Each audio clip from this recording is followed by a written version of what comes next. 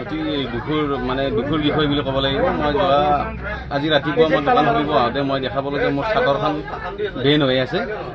মই ততালিকৈ লগে লগে মই ৰঙিয়া থানা আৰক্ষীক খবৰ দিলোঁ।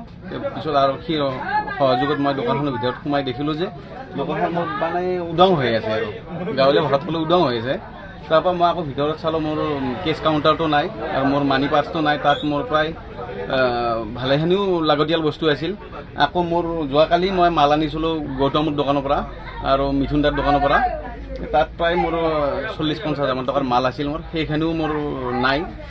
এইটো মানে অনুমানিক মোৰ প্ৰায় 1 লাখ মান টকাৰ মাল লৈ গৈছে আৰু পইচাও নিছে নেকি? নগদ পইচা মোৰ 23,500 মান টকা মোৰ কেছ পইচা আছিল যোৱাকালিৰ বিকৰি আৰু মোৰ মানি পাৰ্চত কিছু পইচা আছিল।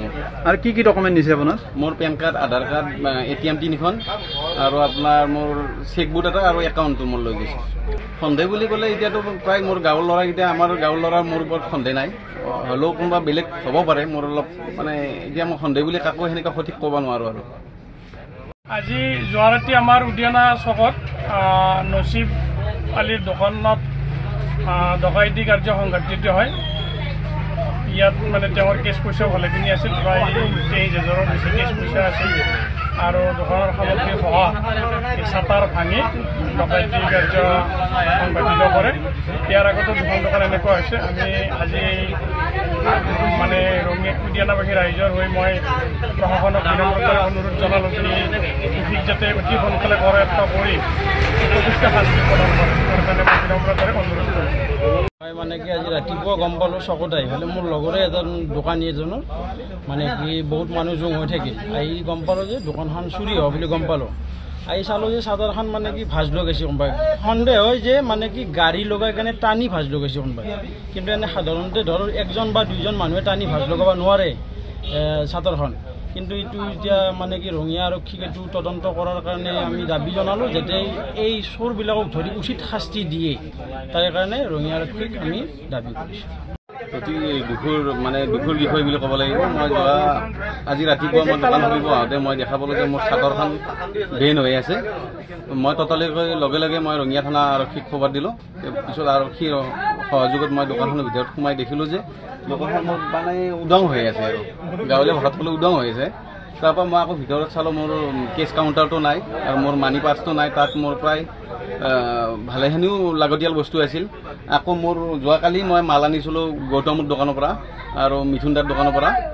তাত প্ৰায় মোৰ 40-50 হাজাৰ মান টকাৰ মাল আছিল মোৰ, সেইখিনিও মোৰ নাই। এইটো মানে অনুমানিক মোৰ প্ৰায় 1 লাখ মান টকাৰ মাল লৈ গৈছে আৰু পইচাও নিছে নেকি? নগদ পইচা মোৰ 23,500 মান টকা মোৰ কেছ পইচা আছিল যোৱাকালিৰ বিকৰি আৰু মোৰ মানি পাৰ্চত কিছু পইচা আছিল। আৰু কি ডকুমেণ্ট নিছে আপোনাৰ? মোৰ পেন কাৰ্ড, আধাৰ কাৰ্ড, ATM 3খন আৰু আপোনাৰ মোৰ চেকবুক এটা আৰু একাউণ্টটো মোৰ লৈ গৈছে।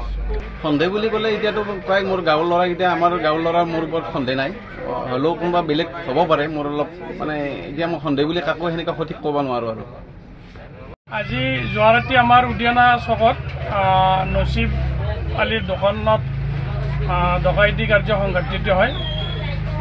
ইয়াত মানে তেওঁৰ কেছ পইচাও ভালেখিনি আছিল, প্ৰায় 23,000ৰ বেছি কেছ পইচা আছিল আৰু দোকানৰ সামগ্ৰী সহ চাটাৰ ভাঙি ডকাইতি কাৰ্য সংঘটিত কৰে।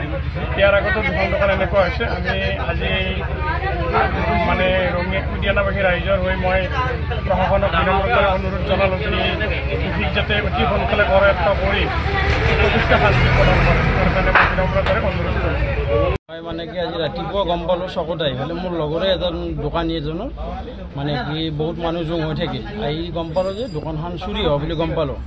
আহি চালোঁ যে চাদৰখন মানে কি ভাজ লৈ গৈছে কোনোবাই।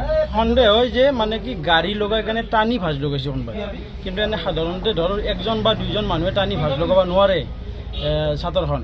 কিন্তু এইটো এতিয়া মানে কি ৰঙিয়া আৰক্ষীক এইটো তদন্ত কৰাৰ কাৰণে আমি দাবী জনালোঁ যাতে এই চোৰবিলাকক ধৰি উচিত শাস্তি দিয়ে, তাৰ কাৰণে ৰঙিয়া আৰক্ষীক আমি দাবী কৰিছোঁ।